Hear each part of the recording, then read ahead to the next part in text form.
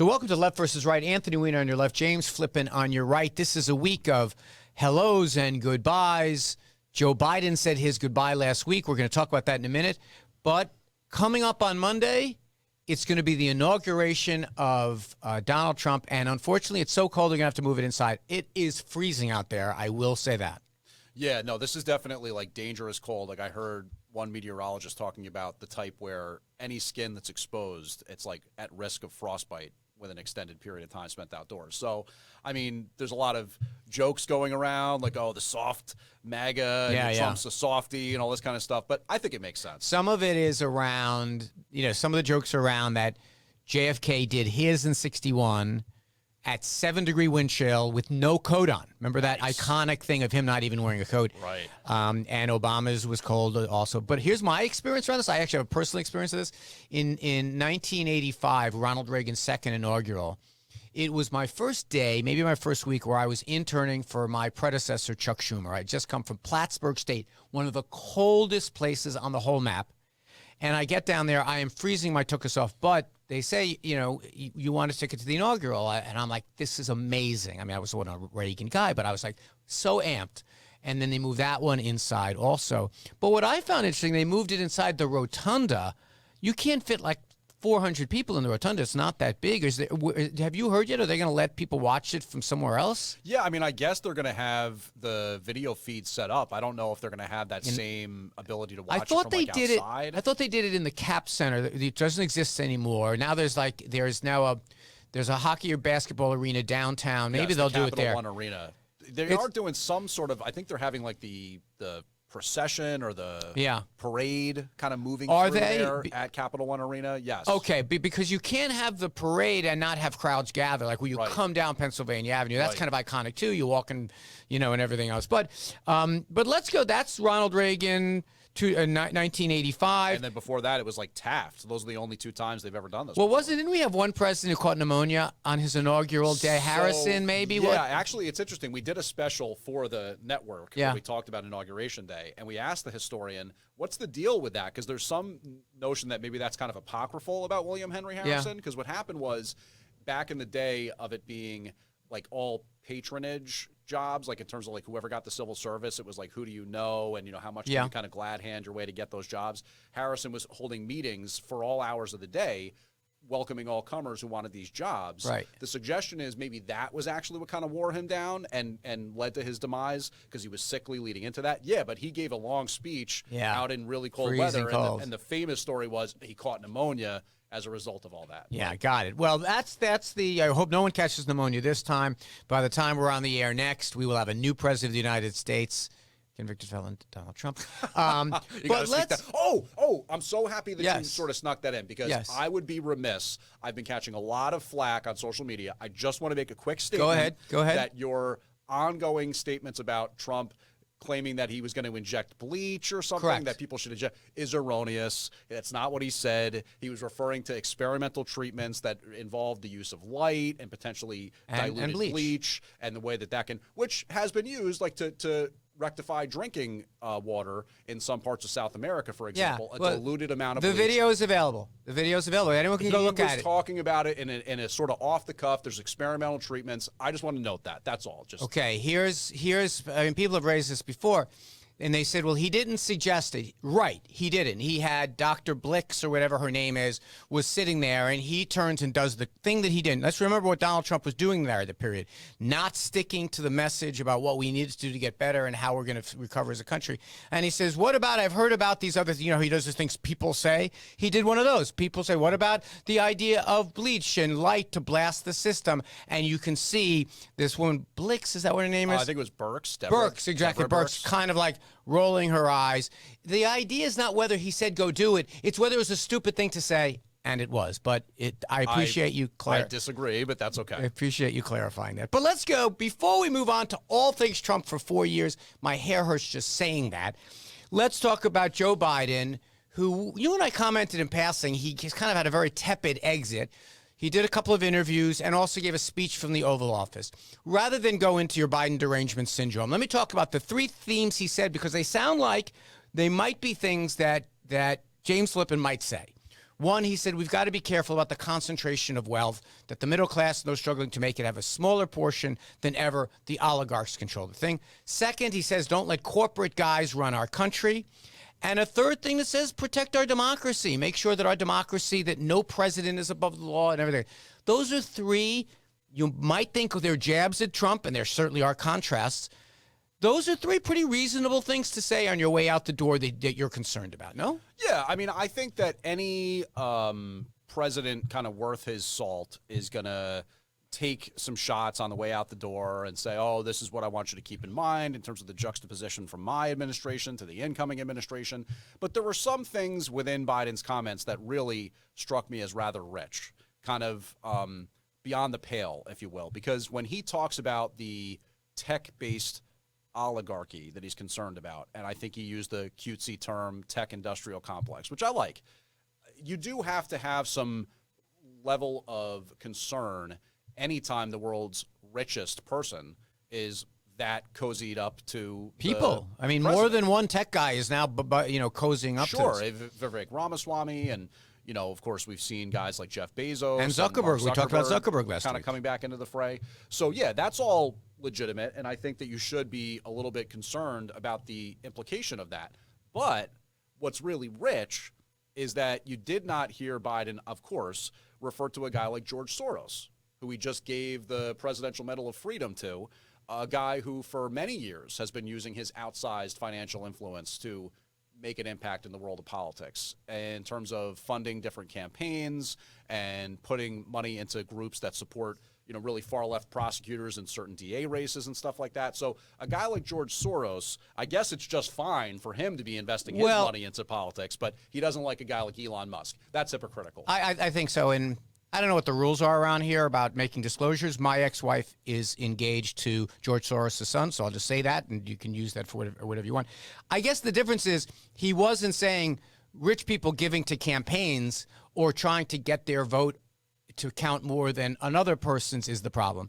It's these social media companies, these tech companies that control AI, which could be a threat, control social media, which is infecting our kids. These people have outside, they're not only rich, not only is that concentrated wealth, like $1 billion doesn't even get you to the table of these guys anymore, but they have so much influence over our world that giving them too much unfettered power is problematic. And remember, to say what you want about Biden, one of the things that made the tech world turn around on Trump is that Biden was cracking down on these tech guys a lot and saying you antitrust and putting regulations on things they can say and do to infect our kids. So it's a little bit different. I don't think he was saying money and politics is the problem. He was saying mega money through social media and technology is the problem. Yeah, and I do think that you're already seeing some of that in terms of the lead up to the inauguration and some of the way there's been some fractious kind of debate about somebody like a Vivek Ramaswamy and the comments that he made concerning like the H-1B visa and all that kind of stuff. There is some concern, I think, even for people on the right as to what are the motivations behind an Elon Musk, behind a Vivek Ramaswamy, Mark Zuckerberg, Jeff Bezos? Are they just kind of trying to continue to make money? That was my point. Cozying up to the person in power. Listen, if right and left ever get together on stuff in the future, and we're very far apart right now in American civic life, it's about we all don't like these tech guys. We all think they're too powerful. They're bad for our kids. They're bad for our debates. They're bad for our country. These tech guys and the AI is going to get even worse pretty soon. We are a stone's throw away from getting an email from Eric Salas saying we got 2 AI people to come do the debate for you. It is kind of brutal how every time you open up, like you just go to type out an email now because Google like changed their instructions or something. Yeah. Oh, you want to do this in AI? Yeah, I mean, want AI to summarize this? Oh, whoa, just chill. Okay. And the scariest thing is that AI now can replicate our voices almost perfectly. I mean, the reason for us to come into the studio on Saturday is basically not much anymore. Right. But I think that that's right. But listen, that's Biden. He's on the way out the door. We've already kind of forgotten about him. He gave an exit interview to O'Donnell at MSNBC and said some moderately newsworthy things. But he's gone now. Now most of the conversation is about the transition forward. As it should be. I think the one thing that I'll just note, and it's, in my opinion, not trying to kick somebody on their way out or throw dirt on somebody, anything like that. I just do want to note that it's so obvious that Biden at this point couldn't have completed another term. I mean, just in terms of his mental acuity, his physical fitness, whatever it may be. I'm not a doctor. You could just see that the guy is very diminished. Now, I make a distinction. Maybe this will be the last time we have this conversation because we've had a lot over the last couple of years. I make a distinction about the things we can hear as opposed to what his mental capacity is. I think I did a podcast in 2022, believe it or not, saying the problem with Biden is he sounds so weak and feeble. Mm-hmm. I don't know what you can do about that. When he gave that one State of the Union address, so he did a lot better. It's because he was yelling because he thought he had to yell to the whole crowd. I don't know what you do, but it has. I agree with you. He, in his hesitations, in the timbre of his voice, you almost have to lean forward into your monitor or your TV to say, what is he saying? And even if this guy said the most brilliant thing on earth, you'd still come away saying that was an old guy that said that brilliant thing. But I agree with that. So let's move ahead to our second item. And I am so impressed with myself with the way I titled this item on our rundown. Confirmation bias. I'm so clever. That's a very writing headlines. That's a very nerdy headline insert. And there are a whole bunch since we met last. The new Congress has taken over. Now they're having confirmation hearings. I don't know. There's an enormous amount of news about who might get confirmed. It seems like all of them have pretty good pace to get. But let's start going in order of how the week started. First was Hegseth. Mm-hmm. And Hegseth, if I were to summarize, it was the Democrats saying, what about this bad thing you did in your past? And the Republicans saying, these Democrats, they're all just concerned about your past. We want to, whatever it is. How do you think Hegseth did as someone who's rooting for him, someone who wants Trump to be a success? How do you think he did? Well, I think that generally speaking, it was kind of a good indication that he is a polished guy who has no problem on the big stage, right? Which you would expect, considering his past experience on Fox and his extensive experience kind of being on microphone, being on camera. It shows that he's not intimidated by that moment or that presence. And I think that goes a long way in these types of hearings. I do think that generally speaking, he answered the questions the way you would expect, that he maintains that he had a campaign, like a smear campaign that was kind of waged against him. That's his perception of it. People on the left might see it differently. Some of his allies on the right kind of agree with him. But yeah, I think the way that the discussion at times was actually useful kind of surprised me. Like, in other words, the exchange between him and Kirsten Gillibrand. I have my own feelings about women in combat. It led to some discussions between me and people. What is Hegseth's position on women in combat? Well, I think Hegseth is concerned about using women as infantry, for example, or in active combat. So he's against roles. that. I believe that's true. Well, that's the position he changed. That was the position he had in his books, had on TV, and then shows up in Congress and says, oh, never mind. Some of the best war fighters are women. Well, it's like, so I had a discussion with somebody where I was saying, yeah, that kind of makes sense to me. Like, the physical limitations, or like, the concept of carrying all this gear, rucking from place to place, miles, carrying heavy weaponry. But then I heard somebody noting that there was a lot of women who played key roles in parts of Iraq and Afghanistan in terms of like communication and going into the community and making some of those connections with locals. And also shooting bullets at people and killing our enemies. They're war fighters also. I mean, here's the problem I have with it, is that, and by the way, I agree with your premise. He looked really good on TV. And that's the problem with the way Donald Trump picks his cabinet. He basically does auditions, not interviews. Like, yes, if you want someone who looks really bright and shiny and you don't care about qualifications, in a way, you know what he is? He's a DEI hire, or in his case, a DUI hire, given his record. You can do it. That's a cute line. That's a good line. You want that line? That's for TikTok. I think that part of the problem is, this is a big organization. He's shown that he was unable to run small organizations. He has things in his background. You're referring to the Veterans Affairs? His veterans organizations that fired him. Okay. He has a problem within his department with recruitment around getting people to come and apply for jobs, and he's pissing on people on efforts of the Defense Department to recruit more people to come work as our war fighters. And then he does this thing around the allegations against him. It's an anonymous whisper campaign. No, people, live human beings that we know of and were interviewed by the FBI, made these allegations under oath. And have we seen those FBI reports? No. Have members of the Senate seen the FBI? Only the chairman and ranking member have seen the reports. They refuse to present them to the other members. So here it is. A lot of information, I think, is relevant to whether this guy is up for the job. And then it gets down to your point about substance.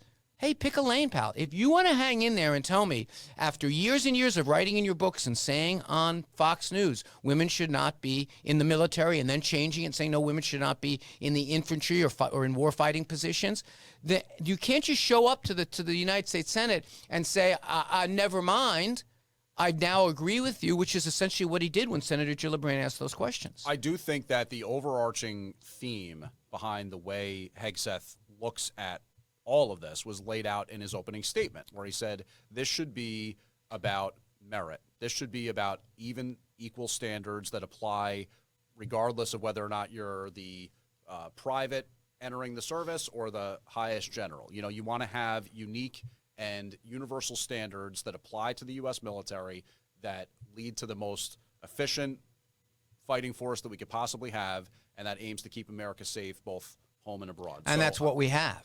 The only things that we've done differently okay, go ahead. I was going to say the only things we've done differently in the Biden administration is we have a terrible recruitment problem. These are tough jobs to fill.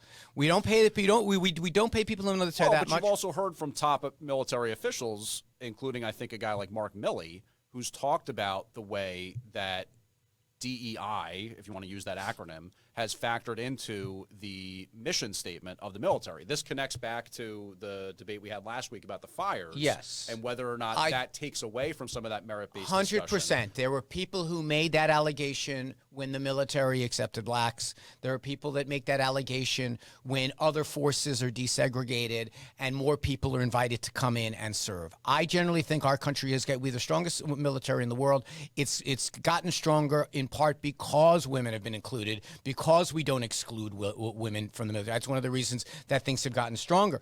I just don't, there's no empirical evidence to put it. Now, all the people point out when they talk about DEI with this, again, this DEI thing, is that there has been a lot more aggressive effort, but started under Trump, ironically, a much more aggressive effort to reach out to recruit more types of people with more backgrounds, et cetera, to be. But for years, we had restrictions against gays serving in the military. Right. And it was I don't think that they were a weaker country. I don't think because of whatever someone's sexual orientation is, they carry it into the battlefield. I feel the same way about women. I don't believe we should lower our standards. I believe there are women who can achieve those standards. Yeah, I think that the big picture thing for me is that if you have an organization that has standards, merit-based requirements that it takes to get from point A to point B and to succeed, you would expect that to be the result. And if you have over time a more diverse, more all-encompassing group of individuals that make that up, great. That's a powerful thing. It shouldn't be the means to the end to get to that. I think that's right. I am no expert on this, but what if, for example, sometime in the 1920s, they said everyone should be at least 6 feet, 200 pounds to be a military person. I think they used to have kind of rules exactly, like that. Something like that, which de facto said to a lot of people, we don't want you, even if you're not going into a job that you need to be a big, bulking guy. Mm-hmm. None of the specialized units of the military have had their standards changed in like 60 years. Mm-hmm. Those have remained the same. That's why it's really tough to be a SEAL if you're a woman. However, to say that we should be more welcoming doesn't make us a weaker country, makes us a stronger country, in my view. So let's move on. We have to go to a break, but when we come back, there are other people that were standing for confirmation. There was Pam Bondi, there was Kristi Noem, there was you had all kinds of folks. We don't need to go over each one every time, but when we come back, we'll handicap whether we think that Trump is going to get the cabinet he wants, and then we're going to talk about more of the news of the week. This is Anthony Weiner on your left and James Flippin on your right. Welcome back to Left versus Right. Anthony Weiner on your left and James Flippin on your right. And if you can't get enough of James Flippin, and who can, Monday morning, the morning show, you and Curtis are going to be hosting, and we're going to have you covered corner to corner for the inauguration. You don't need to watch it anywhere else. You can just listen to us, or you can watch the television, turn the volume down, and just listen to the dulcet tones of James Flippin and the slightly unhinged tones of Curtis Lewa. And then during the afternoon, because Greg Kelly is going to be down at the inauguration, I'll be on with Noam doing like anchored coverage of the inauguration. Well, that's the thing, not to blow smoke up everyone's ass here, but one of the things we do well on 77 WABC, we have a lot of commentary. We have commentary that I just did from the left. We have this kind of left versus right, but also we do straight news better than anyone else around, so we encourage people to stick around. I should point out, Sid is going to be where? Well, Sid is going to be down in D.C., but I guess because the whole thing's going to be inside, he's going to have to watch on TV like everybody else. It'd be interesting unless they shoehorn him into the rotunda with everyone else. Maybe if we see him in there, I don't think we'll be shocked. Yeah, exactly. He'll be the guy wearing like the fur coat and the horns. They're sitting there. So let's just do. I teased that we were going to get to a lot more of the confirmations. Let's just do one more kind of briefly. Pam Bondi, Attorney General. Here's my quick take on Pam Bondi. She is the most out-of-it nominee in American history. Every time she was asked a question, well, what do you think about Donald Trump saying that we're going to prosecute journalists? I didn't hear him say that. What do you think about the idea that we're going to prosecute politicians who got no? I didn't hear him say that. Every answer was, I didn't hear him say that. I don't think I want an attorney general to read the news. What about you? Well, I mean, I think that what happens is sometimes people take, and we already referenced it with the bleach thing, right? People take Trump's comments and they attempt to either take it hyper literally, as with the bleach thing, or sort of extrapolate what that might mean. So when Trump talks about the fake news or files a lawsuit against the Des Moines Register concerning the poll, for example, and whether or not it had the crosstabs and whether or not it was properly vetted, there's some people who want to take that all the way to, journalists are going to be thrown in jail as a result of this. Or if you have objections to the 2020 election, that he's going to cancel all future elections, kind of taking it to that hyperbolic place. So Bondi may have been pushing back against some of that. Let's take those two examples. You know, because you're a news guy, Donald Trump has repeatedly said something like 41 different times, the members of the media are enemies of the country and should be prosecuted. Okay, she's now the chief prosecuting officer of the country. And for her to say, I never heard Donald Trump say that, is a lie. And you shouldn't lie when you're going to be Attorney General. The conversation that she was asked about the results of the 2020 election is not an academic thing, because to some degree that informs how you decide whether to prosecute people who are trying to overturn the election. Right? So she is not just a random person off the street. She's someone who's going to be the Attorney General of the United States. I think she's going to get confirmed. She's going to be the Attorney General to say, well, I am unfamiliar. She was his legal team trying to overturn the results. Well, again, what you classify as trying to overturn the results is to someone else an investigation of potential voter fraud and trying to get to the bottom of whether or not that election was properly held. Hey, Attorney General Flippin, you got the job. You answered the question at least. Her answer was, I'm just here trying to be a regular country lawyer. I'll take it back to the comment we had with Hegseth, where you do get into those individual exchanges between the lawmakers and the nominee. In her opening statement, in the overarching way, she talked about getting away from the politicized nature of the DOJ and trying to get back to this notion of this is about prosecuting crimes, not political opponents. Yeah, this is like the kid who kills his parents and then cries for mercy because he's an orphan. Like she's the one who's been saying the FBI, the federal government is out to get him, and then she's like, I got to stop all of that now. Anyway, I think these people, after some original problems, with the possible exception that we can talk about next week of that Meshuggah stooge for Putin. What's her name? Oh, you're talking about Gabbard? Yeah, except for Gabbard, who I think still, there was a story in the Wall Street Journal this week that Republicans off the record say that if this was a closed vote, she would lose 15 Republican votes, like because people think that she really is not up to the job. With her exception, it seems like he's basically going to get the whole cabinet that he proposed, right? I don't see anyone that's actually in trouble. Do you? I mean, it depends on what you hear, and some of the. I guess some people have suggested that maybe Hegseth or Kennedy. Yeah, or I guess. Well, Hegseth, after the Hegseth hearing, Joni Ernst of Iowa, a woman who was in the military, who was sexually abused, that's her whole identity is fighting back against sexual abuse in the military. She flipped on this because a lot of you MAGA nuts got into her feed and changed her. So I think now Hegseth's going to pass. I mean, look, and let's hold Ernst accountable for her own actions, right? The senators are supposed to be above the passions of the moment. They have a longer term, let's say, than House reps. I think she's up. She's up in 2026. Well, I mean, okay, then that's obviously she's got to make a political calculus there, and they've said that she faces a potential primary if she wants to go against. But that's the thing, right? You would like to believe that if it's truly within her interpretation of the facts or what she believes to be the case, that Hegseth was an abuser or ever abused women, you'd like to think that she would take a stand on that.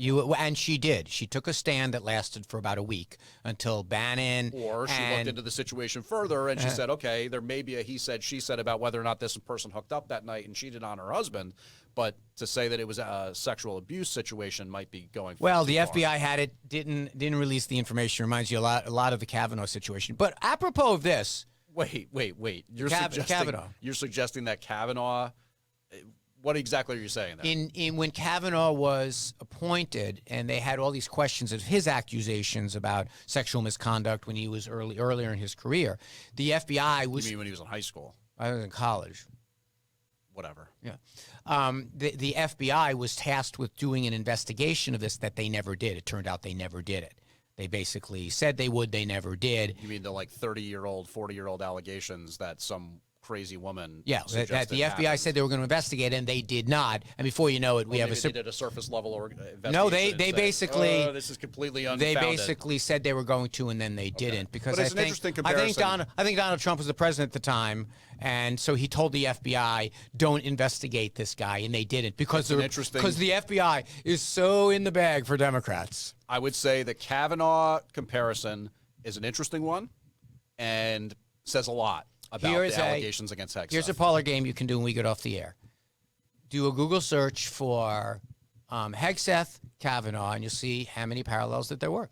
Anyway, but let's go to something else that is kind of, you accidentally almost stumbled into the Anthony Weiner line on this. So there's a guy who's the chairman of the Intelligence Committee, and the chairman in the House of Representatives, in most cases, get voted on by their caucus. In some rare committee appointments, the Speaker gets to decide. The Rules Committee is like that, but so is the Intelligence Committee, and the Speaker, Johnson, fired this guy called Turner, this congressman called Turner, as the chairman, the Republican chairman. This is Republican on Republican crime here. Fired him, and as it turned out, he fired him because Donald Trump and Mar-a-Lago, and this has been reported and not disputed by anyone, including by Johnson, said, "I don't like that guy. He's too strongly pro-Ukraine. I want him out." Johnson fires and puts in some other dude whose name I don't recall at the moment. Now, you said earlier about the constitutional separation of powers, Joy Ernst doing her job, and whether you think she did or didn't, I agree with that. These guys have a division of power here. Are you at all concerned about the idea that the executive branch is strong-arming the legislative branch on who they choose to do such an important job? Well, I mean, I think that you've often talked about this, how it's important for the Speaker in particular and the executive, assuming that they're aligned in party, but even potentially when they're not, for them to be able to find some sort of working ground and for them to be able to kind of come together and operate in lockstep if you're going to achieve some of the things you want to achieve legislatively, through congressional spending, all this kind of stuff.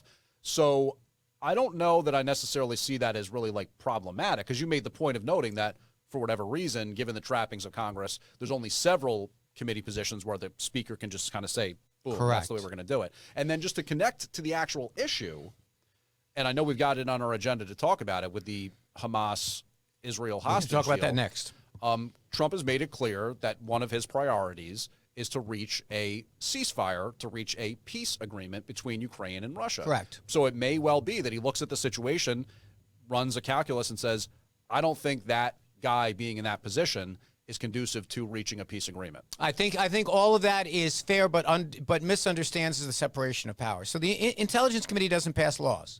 They don't do policy. Here's what they do. They have something called the Gang of Four. The lead Democrat on the House Intelligence Committee, the lead Republican, the lead on the Senate Intelligence. They get a lot of intelligence that members of Congress do not get. Very often there are things in the law that require that the executive branch give briefings or provide information before they take certain acts. It's a way, people think that there are clear delineations of power in the Constitution. Actually, it's more overlapping. You know, the intelligence, the House of Representatives has, and the Senate have oversight. The idea that the person being overseen is going into the overseer, whatever your party is, and says, I want to choose the guy because I'm afraid that guy is not on my side, you actually you want tension. Even if you're a Republican, and it's a Republican, you want someone who's going to be clear-eyed about looking at the intelligence and saying, okay, here's what we think you should do or not. And here's another thing that happens. Very often, those people become like the end of the funnel for members of Congress. I would very often say to someone on the Intelligence Committee who got a briefing about a thing, I said, I know you can't tell me everything, but here's this vote that we have to do. Give me your judgment about a thing.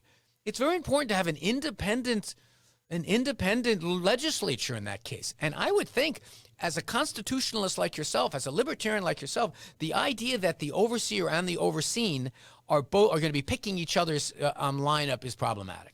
Well, but I mean, is the implication that past presidents have never shown a preference or leaned on a speaker? Never in history. And has the Intelligence Committee chairman been picked by I mean, if it is, I've never heard of it. It wasn't referenced anywhere this week in all of these stories. It was like the jaw drop. It was a jaw drop moment because everyone is like, all right, Donald Trump is owning the Senate. We kind of get that, all right?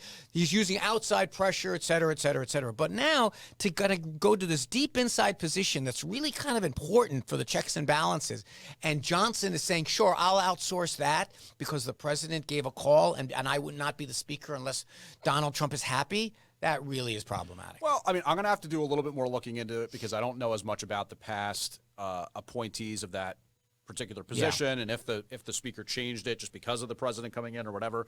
That's definitely something that's worth looking into. But look, I would say that if I'm going to be fair about it, anytime major norms are changed or crossed or kind of done away with, it does give me pause. So if that's one of those examples of it, I'm going to have to look at it. Yeah, like Harry the Body Reid got rid of the filibuster. Hey, they violated a norm when they brought in a former politician to be on a radio show, and look how badly that worked out. All right, let's go to the next thing, and this deserves a little bit more time than we probably have before the break.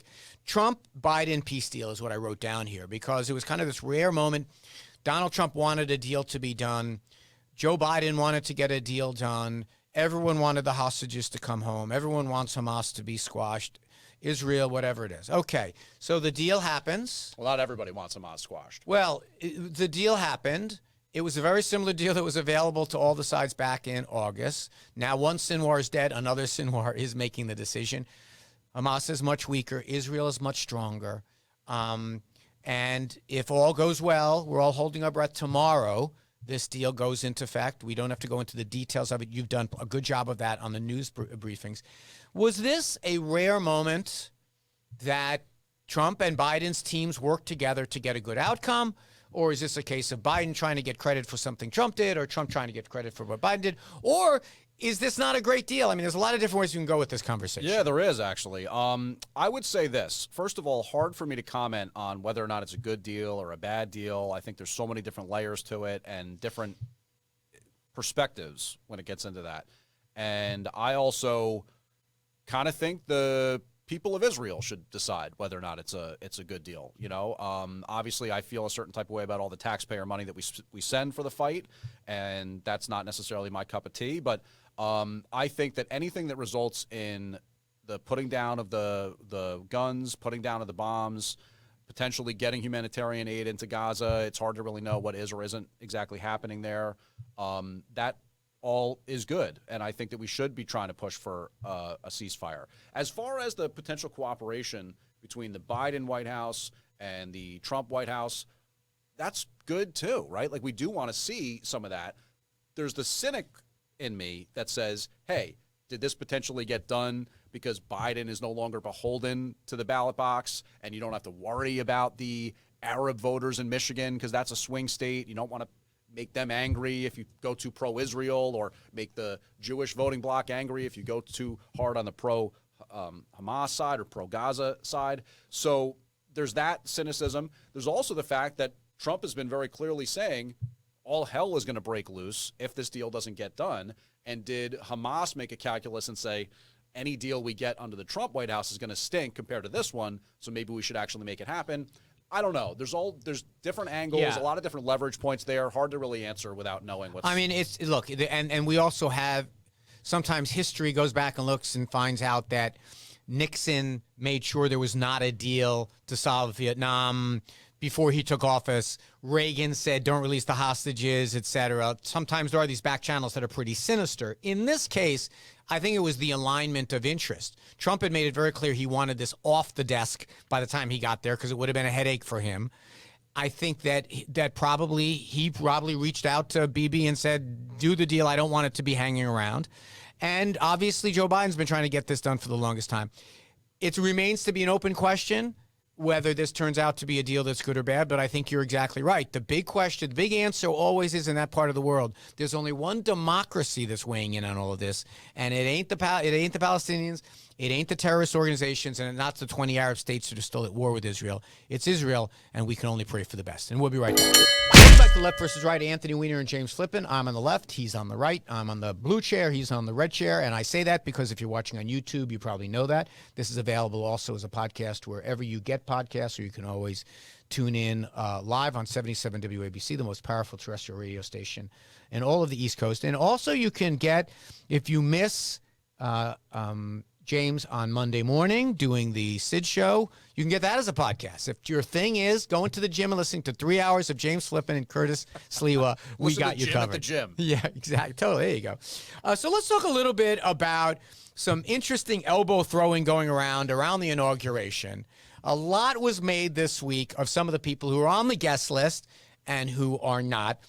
A lot of tumult around Michelle Obama not going to the inauguration. She also, interestingly, didn't even show up at the Jimmy Carter funeral, and people are locking those things together because of the way people were seated.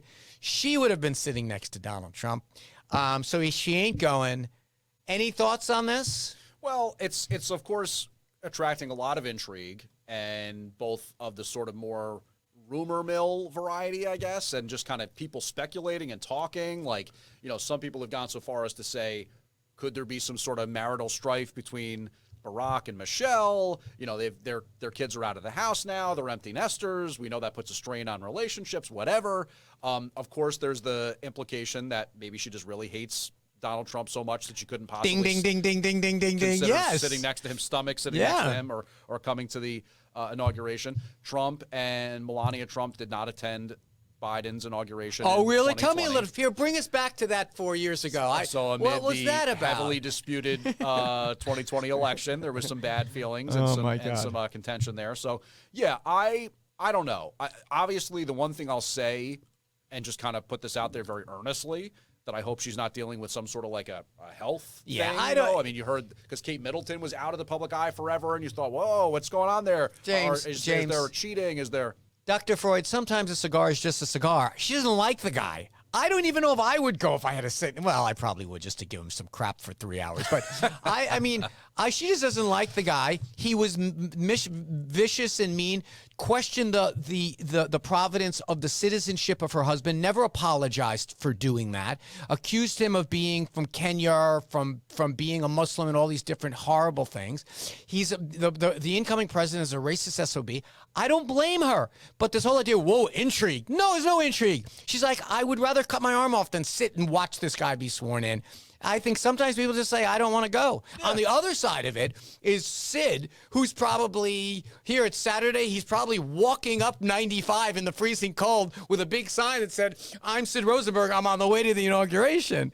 There's all kinds. Another interesting one, and this will lead us into a longer conversation about this subject. The TikTok CEO or something like that is going to be, again, this is all who was going to be in prominent seats. Now it's who knows what it's going to be. But I just thought it was interesting that the CEO or that president or the owner of TikTok, whatever it is, was going to have a prominent place there. I tell you, the tech love affair with Donald Trump has now reached epic proportions. But this is the same time that the Supreme Court said, no, the law that was passed that forced divestiture or banning of TikTok is constitutional. Mm-hmm. But other things have happened. Are you familiar with all the latest news on this? That Joe Biden said, I'm not going to enforce this. I have the power to extend it. Kicked it to Donald Trump. Chuck Schumer, on behalf of Democrats, said, we're fine with extending this deadline a little bit. It seems like the stories of TikTok's death might have been exaggerated a bit, like it might live to see another day. Yeah, well, it's such a hard thing to really make sense of for me, because I have my own hesitations and sort of lack of trust about the U.S. government, right?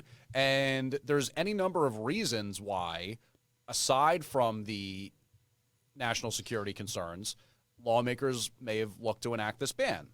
I have no idea how much pressure or flowers they got from the Googles of the world, the Metas of the world, the Elon Musks of the world to try to push forward on a ban for this particular app, TikTok, which is the king of the king in social media right now, the biggest, most popular one. And obviously that's not a good thing for some of the domestic providers of social media. So I don't know for sure how much I truly believe the idea that this ban is only rooted in or chiefly rooted in national security concerns. I have my own problems with all the data being shared with the CCP, and that seems weird to me. I don't necessarily like it. I also know that there's a ton of surveillance and kind of data harvesting that goes on just all the time as being a member of modern interaction and communication. So I don't really know exactly how I feel about the ban. Well, we've talked about the ban before. I mean, I disagree with you. I think the big tech companies are really conflicted about this because on one hand, they might see TikTok as a competitor and they might say, well, maybe I can go buy a piece of it when they divest. Maybe which some of them are talking about. Some of them are talking about it. But more importantly, if I were they, I'd be very nervous about the Congress, which has done nothing to protect America from social media companies, suddenly deciding we're going to get together in a bipartisan fashion. The hard left, the hard right, and people in the middle voted for this TikTok ban. They might get very nervous and say, and they've basically been quiet. You can say maybe behind the scenes they like this. I think they're a little bit nervous because you've made the point, I've made the point. If you're concerned about your data, okay, maybe the CCP doesn't get it when Facebook has it, but that jackass Zuckerberg has it, and I don't like that either. So there are those conflicts. But it appears that what's happening now, you know, I have said to you the strongest force in politics is always inertia. Well, no, there's one thing stronger. A multi-billion-dollar company that could disappear overnight. Someone is going to find an interest in buying it in some form or another. How that winds up looking, because part of the problem is the present owners, the Chinese interests, at very least Chinese government has some control. They don't want to sell it to a U.S. interest. So we're kind of caught between the devil and the deep blue sea, and I say we. Whether you like TikTok and social media or not, it is now a source where commerce happens. It's a source where people create things that get bought and sold. We promote our show there. There are a lot of regular, normal businesses out there that TikTok is one of the ways that they do business. And to say that we're going to eliminate all that value overnight by just saying you can't download it. And by the way, as of tomorrow, our listeners aren't going to be able to update it at the App Store. Now, that may change. You know, for all we know, we wake up tomorrow morning and that's changed. But that's where it is. But I agree with you. This is not a ground ball left-right issue because it's kind of one of those things. And I think technology is going to be one of these places you and I agree more because I think that you can make a really good argument that the same things they're nervous about TikTok for, people who don't mean the best for the American interests, you can say that about Google maybe. Right.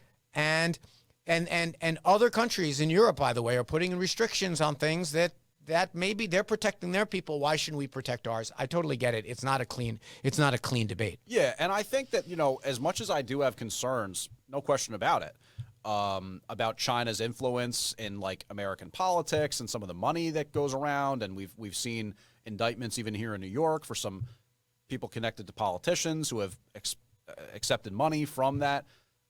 I just don't know that I really fully believe the boogeyman story 1,000%. I also look at it as it's kind of weird the way that they have to share all that information with the central government because at the very least what you think about, at least I do, here in the U.S., is that your data and your privacy and how that's being sort of commoditized is just in the pursuit of capital gains as opposed to maybe something more nefarious if it was with China, I mean, like, look, you know, trying to spy on people.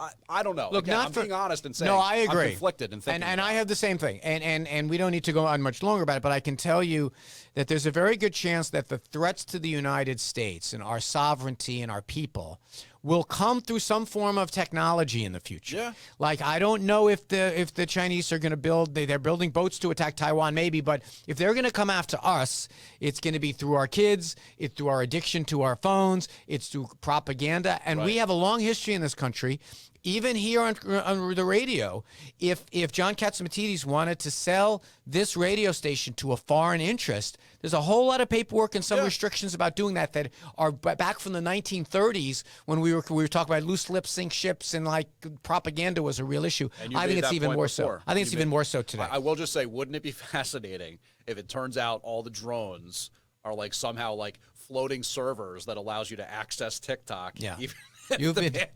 Someone's been listening to Frank Morano too much.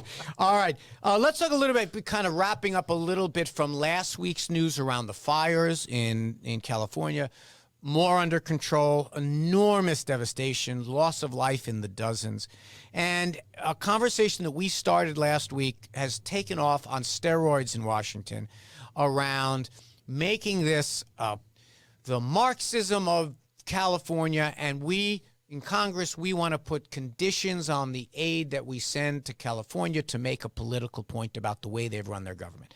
Now, we now know that a lot of the things that we didn't know last week were largely not true. Things about running out of water, things about not being totally ready. Well, there was a reservoir that was not properly restored and should have been, and it was a reservoir that's dedicated to firefighting purposes, and they didn't have the proper cover over it, and they drained it, and there was definitely I think there's plenty of things to go back and look at the same way, we can go back and look at New Orleans for those bullards that were not up that should have been. Yes, having a conversation about what we should or should not have done, but there's virtual consensus among even the firefighters that were complaining about their budget cuts that this was such a phenomenon that it didn't matter how much water that you wound up having. We just don't have the infrastructure to fight for fires. Just to push back against you, there was that fire chief who went on CNN who was in tears saying that I told them weeks ago, months ago, that these cuts to the firefighting service are going to have dire circumstances, and he's the consequences. And he said now people have died. Yes, but he also was among the many people that said, when people like Elon Musk showed up and said, even if we had all of the water perfectly positioned, we can do 2 fires at most, and you can't stop 4 fires. Listen, the way they put it, we put 1,000 gallons a minute or something like that on a house fire. When you have thousands and thousands of house fires in 100-mile-an-hour wind blowing embers all over the place, it is not something that any amount of water is going to be able to stop. But let's step past that for a minute to this concept of, well, we are going to put restrictions on what we do to help people in times of emergencies for what can only be called political reasons with a small p. People are saying, I don't like the governor of California. I don't like the mayor of California. Therefore, I, the speaker, who's a Republican, says I'm going to put limits on it. Even that bozo O'Reilly, who's on our airwaves, making up stuff about water and whatever else. Look, I might not think that Florida is a very well-run state. When they have a hurricane, you don't hear me getting on the radio and saying don't give them aid because they have a jackass running their state. That's not something that we do. What is that? How does that work from like the mechanics of it? What would the restrictions be? How would that work? Excellent question. That's the other question. By the way, California, New York, we are net donors to the bozos in Louisiana and that Johnson represents. I mean, you have to get into the actual applications of entitlements as well and how people take money out via entitlements. It's not exactly as cut and dried as you make it out. Well, do you mean payments going to – I'm talking about that payments in terms of the payments that wind up going to states for all things, including food stamps, including Medicaid. What winds up happening is we, New York, because we have such high-tax states that so many rich people are in, we subsidize the rest of the country. If we want to do it this way, if the Republicans want to say we want to get back only what we put in, I'm there for that. Now, that's not the way we are as a country. We are a country. We're in it together. So, in other words, you're saying that you wouldn't necessarily have a problem with, because I think this is really what people are referring to when they talk about this kind of stuff. You wouldn't have a problem with the state of California enacting a state of emergency and then, in essence, federal funding flowing directly to those state representatives or officials in an overarching way, and then they can put that money wherever they wish. I'm not, because that was like a thing during COVID. I'm not super intimately knowledgeable about how FEMA works and then how reconstruction money gets put. I remember when we had Hurricane Sandy and we had 9/11 here, there was some monies that you declare an emergency. The President of the United States says, yep, I agree, and then it triggers automatically funds that we put in the budget. By the way, FEMA funds that Republicans didn't want to fund, if you remember, at the end of last year. And then the next phase is, well, how do we rebuild these cities from, and then that's a big fight. Remember the fight we had over rebuilding after Hurricane Sandy. It's especially going to be bad in California with all the bureaucracy and red tape that they have. And all the rich people that built right up against the forest and right up against the woods. Same way they say about New Jersey. The same exact arguments they made against our friends in New Jersey and our friends out in Rockaway. Well, you shouldn't have built there. Okay. That's fine. We're a populated barrier island in Rockaway. To say that we shouldn't live here anymore is not a plausible explanation. Well, that's not exactly what I'm saying. What I'm saying is that in California, just because it's such a heavily regulated democratic state, you can't put up a privacy fence without going through this committee, that committee, get this approval from this person. It takes 30 days. And then it's going to be, unless they can totally change that whole situation, and I think Newsom has suggested that he's going to try and push that through, it's going to be hard to rebuild it even if you have the money. There's only one party in America that is trying to preserve open spaces, and it ain't the Republicans. The Republicans say build on everything. Donald Trump was even like, let's build in the national forest. Yes, I agree. There are people building in places that they should not build, and I am totally fine. If you believe that the 10th Amendment to the Constitution says that the federal government should tell California their housing codes, you are no libertarian by any definition I know. No, I mean, look, I think that in terms of being a libertarian, you would say there's too much oversight from the government most of the time. Don't vote for Newsom.